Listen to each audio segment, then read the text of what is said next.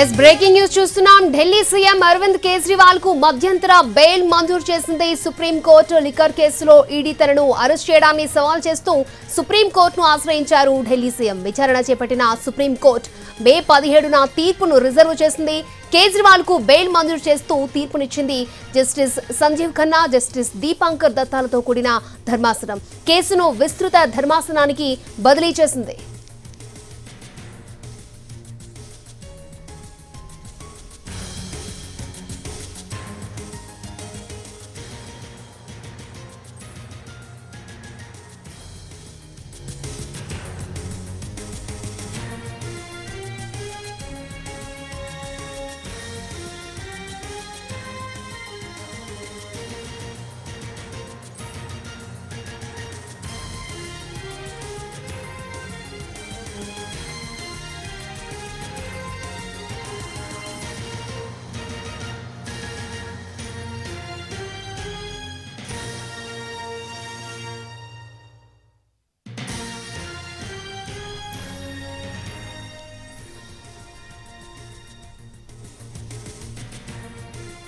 సుప్రీంకోర్టులో అరవింద్ కేజ్రీవాల్ కు ఊరట లభించింది.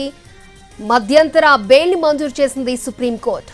రైట్, ఇదే అంశానికి సంబంధించి లేటెస్ట్ అప్డేట్స్ మా ప్రతినిధి రాజు మనకి లైవ్ లో అందించడానికి సిద్ధంగా ఉన్నారు. రాజు, అక్షయ, ఢిల్లీ ముఖ్యమంత్రి కేజ్రీవాల్ కు సుప్రీంకోర్టులో ఊరట లభించింది. మొత్తానికి అంటే మార్చి 21వ తేదీన కేజ్రీవాల్ అరెస్ట్ అయ్యారు. సో ఈ రోజు రాజు 1 మినిట్ లైన్ లో ఉండండి. లాయర్లు మాట్లాడుతున్నారు, ఇప్పుడు లైవ్ చూద్దాం. The trial court had granted him bail. The CBI had also arrested him. Therefore, he's also been arrested by CBI in a separate, although connected case, but that's technically a separate case. Mr. Kejriwal has initiated proceedings against that also. That is pending and coming before High Court on 17th. So, depending on the outcome of the CBI case, his actual release from jail will depend on that. But insofar as ED is concerned, he is no more required to be in custody as per the Supreme Court order in the ED matter. And insofar as Hindi, Mr. Vivek, supreme court में हमारी याचिका के हमारे 2 ground थे. एक ground था merit के ऊपर कि on the merits it is not required to be arrested. दूसरा था ग्राउंड की नेसेसिटी क्या है, अरेस्ट की जरूरत क्या है. जरूरत वाला पॉइंट हमने इसलिए रेज किया था क्योंकि इन्फोर्समेंट डायरेक्टरेट के पास एविडेंस बहुत पहले से थे. इसलिए हमने एक क्वेश्चन रेज किया था कि नेसेसिटी ऑफ अरेस्ट की जरूरत कहां से आ गई जब आपके पास एविडेंस बहुत पहले से थे. सुप्रीम कोर्ट ने हमारी याचिका पे ये क्वेश्चन कंसीडर किया है कि हाँ, necessity of arrest should have been considered. IO को कंसीडर करना चाहिए था कि जरूरत है या नहीं है अरेस्ट करने की. और इसी पॉइंट के ऊपर सुप्रीम कोर्ट ने नेसेसिटी ऑफ अरेस्ट के ऊपर की जरूरत थी या नहीं थी, आईओ ने अपनी जो उनका डिस्क्रेशन है सही तरीके से एक्सरसाइज किया है या नहीं किया है, ये सोचते हुए कि जरूरत है या नहीं है, इस क्वेश्चन को उन्होंने लार्जर बेंच के ऊपर रेफर कर दिया है. लार्जर बेंच इसके पैरामीटर्स निकालेगी कि भाई नेसेसिटी ऑफ अरेस्ट का क्या मतलब है और आईओ को क्या क्या सोच के और जरूरत है अरेस्ट या नहीं है, इसके ऊपर देखकर ही अरेस्ट करना है. अब इस क्योंकि मामला अब लार्जर बेंच में लंबित हो गया है, इसलिए सुप्रीम कोर्ट ने कहा है क्योंकि बहुत देर से अनसाइड है, 21 मार्च से वो अंदर है, इसलिए पीएमएलए वाले मैटर के अंदर उन्हें इंतरिम जमानत दी जाती है. और पीएमएलए वाले मैटर के अंदर अब अरविंद केजरीवाल बेल मिलेगी. As far as CBI is concern, CBI का मैटर अभी भी लिम्बित है. उसके अंदर हमारी याचिका हाईकोर्ट के अंदर अभी पेंडिंग है जो 17 तारीख को आ रही है. उस पर डिपेंड करेगा कि वो एक्चुअल में केजरीवाल साहब बाहर आएंगे या नहीं आएंगे. As far as PMLA is concern, the matter is over. As far as his interim bail is concern, he is out. Thank you sir.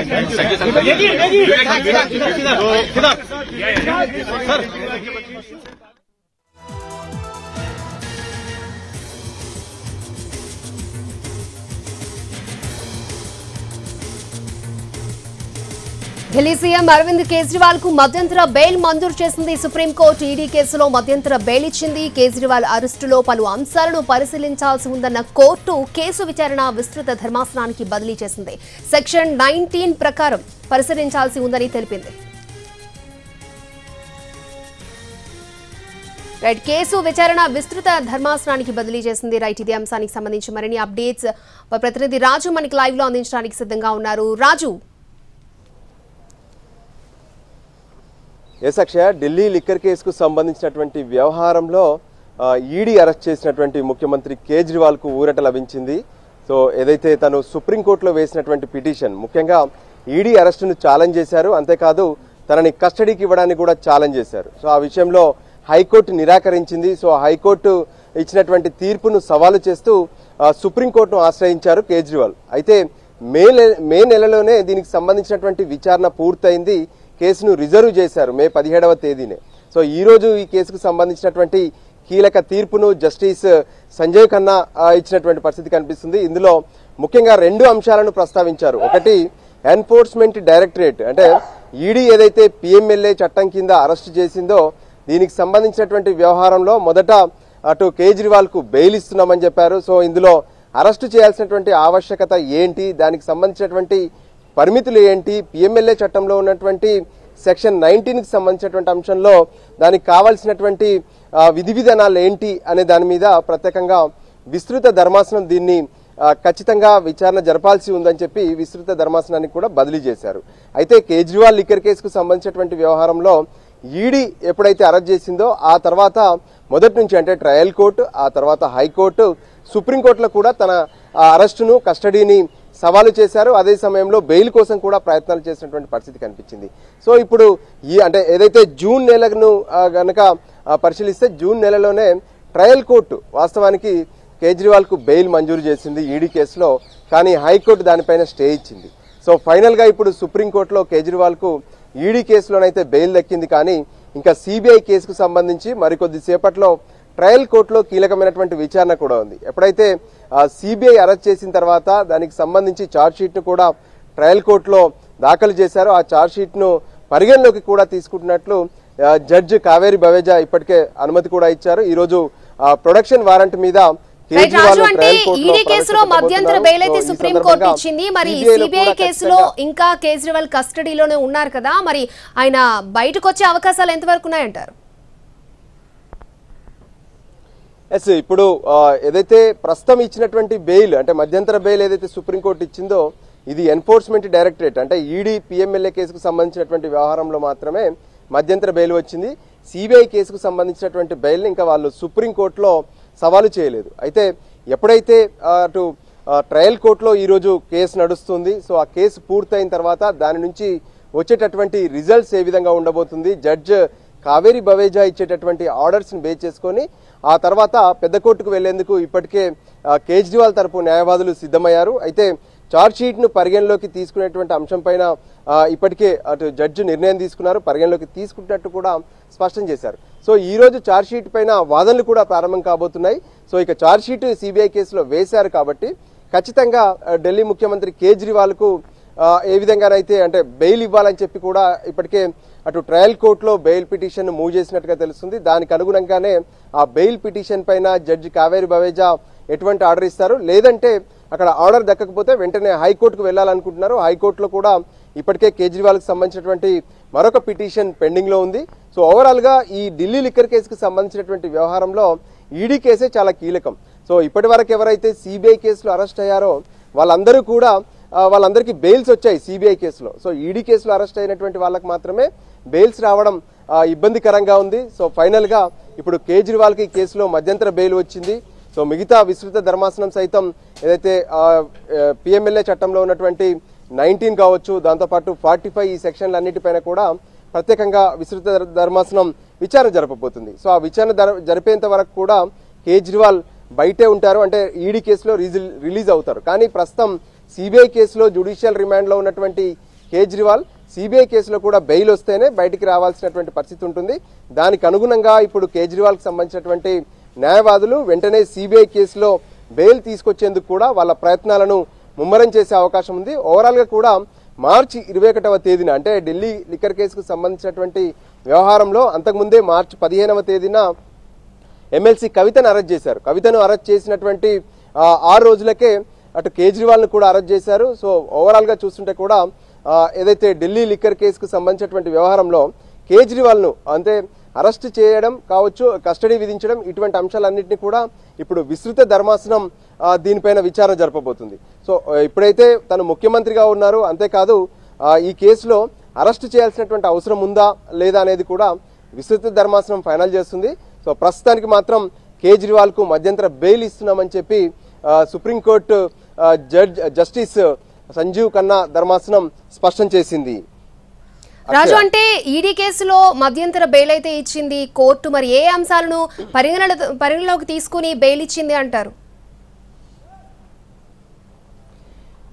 Overall గా చూస్తుంటే కూడా ప్రధానంగా ఏదైతే ఢిల్లీలో ప్రస్తుతం ముఖ్యమంత్రిగా ఉన్నారు కేజ్రీవాల్, దాంతో పాటు తనను రాజకీయ కక్షపూరితంగానే ఈ కేసులో ఇరికించారనేటువంటి విషయాన్ని ట్రయల్ కోర్టు, హైకోర్టు, సుప్రీంకోర్టులో కూడా తన తరపున వాదనలు వినిపించారు. అంతేకాదు ఏదైతే అంటే ఇక్కడ అలిగేషన్స్ ఏవైతే చేస్తున్నారో అసలు లిక్కర్ కేసుకు సంబంధించినటువంటి వ్యవహారంలో ఎక్కడా కూడా తాను ముడుపులు తీసుకోలేదు, ఏదైతే రాష్ట్ర అభివృద్ధి కోసం రాష్ట్రంలో ఎక్సైజ్ నుంచి రావాల్సినటువంటి నిధులను పెంచేందుకు మాత్రమే ఇక్కడ కొత్త మద్యం పాలసీని రూపొందించామన్న విషయం పైన కూడా స్పష్టంగా తమ వాదనలు వినిపించారు. అంతేకాదు ఎక్కడా కూడా అంటే అటు కేజ్రీవాల్ ఇంట్లో కానీ లేదంటే కేజ్రీవాల్ సన్నిహితుల ఇళ్లలో, దాంతోపాటు కేజ్రీవాల్ కార్యాలయంలో అంటే ముఖ్యమంత్రి కార్యాలయంలో ఎప్పుడైతే తనిఖీలు నిర్వహించారో ఈడీ కావచ్చు లేదంటే ఇతర సిబిఐ కూడా ఎప్పుడైతే సోదాలు చేసిందో ఆ సందర్భంగా కూడా ఎక్కడ నగదు అనేది పట్టుబడలేదు. దాంతోపాటు కేజ్రీవాల్కి సంబంధించినటువంటి ఏదైతే సిస్టమ్స్ అంటే టెక్నికల్ ఎవిడెన్స్లకు సంబంధించినటువంటి వ్యవహారంలో కూడా ఎక్కడ దొరకలేదని చెప్పి కేజ్రీవాల్ తరపున వాదనలు వినిపించారు. కానీ దర్యాప్తు సంస్థలు మాత్రం సౌత్ గ్రూప్ నుంచి వచ్చినటువంటి 100 కోట్ల రూపాయలలో 45 కోట్ల రూపాయలను గోవాలో ఆమ్ ఆద్మీ పార్టీ ఖర్చు పెట్టింది. ఈ కేసులో ఆమ్ ఆద్మీ పార్టీ, కేజ్రీవాల్ అంటే ఆ పార్టీకి జాతీయ కన్వీనర్ గా ఉన్నారు కాబట్టి కేజ్రీవాల్ కూడా ఖచ్చితంగా ఇందులో దోషిగా ఉంటారని చెప్పి దర్యాప్తు సంస్థలు చెప్పాయి. కానీ వాటన్నిటి విషయంలో ఖచ్చితంగా తనకంటూ కొన్ని వెసులుబాట్లు ఉన్నాయి. వాటి విషయంలో అంటే జీవించే హక్కు కావచ్చు లేదంటే దీనికి సంబంధించినటువంటి మరికొన్ని అంశాలను ఖచ్చితంగా కోర్టులు పరిగణలోకి తీసుకోవాలి, తనకు రిలీఫ్ ఇవ్వాలని చెప్పి కేజ్రీవాల్ కోర్టులో మొరపెట్టుకోవడం జరిగింది. ఆయన తరపున వాదనలు కూడా వినిపించారు. సో ఫైనల్ గా ఇప్పుడు సుప్రీంకోర్టు ద్వారా కేజ్రీవాల్ కు ఎన్ఫోర్స్మెంట్ డైరెక్టరేట్ అంటే పిఎంఎల్ఏ చట్టం కింద లిక్కర్ కేసులో అరెస్టు చేసినటువంటి అంశంలో లిక్కర్ కేసుకు సంబంధించినటువంటి వ్యవహారంలో ఈడీ కేసులో కేజ్రీవాల్ కు రిలీఫ్ దక్కింది.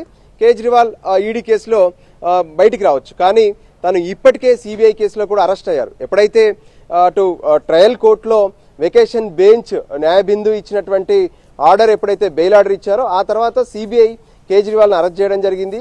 సో దానికి సంబంధించినటువంటి ప్రొసీడింగ్స్ కూడా కొనసాగుతూనే ఉన్నాయి. ఈరోజు పరిగణలోకి తీసుకున్నటువంటి సిబిఐ ఛార్జ్ షీట్ మీద ఈరోజు ఏదైతే ట్రయల్ కోర్టులో విచారణ కూడా జరగనుంది. దాని తర్వాత సిబిఐకి సంబంధించినటువంటి బెయిల్ కోసం కూడా అటు కేజ్రీవాల్ తరపున న్యాయవాదులు అటు హైకోర్టు ఆ తర్వాత సుప్రీంకోర్టు కూడా వెళ్లేందుకు సిద్ధమవుతున్నటువంటి పరిస్థితి అయితే స్పష్టంగా కనిపిస్తుంది.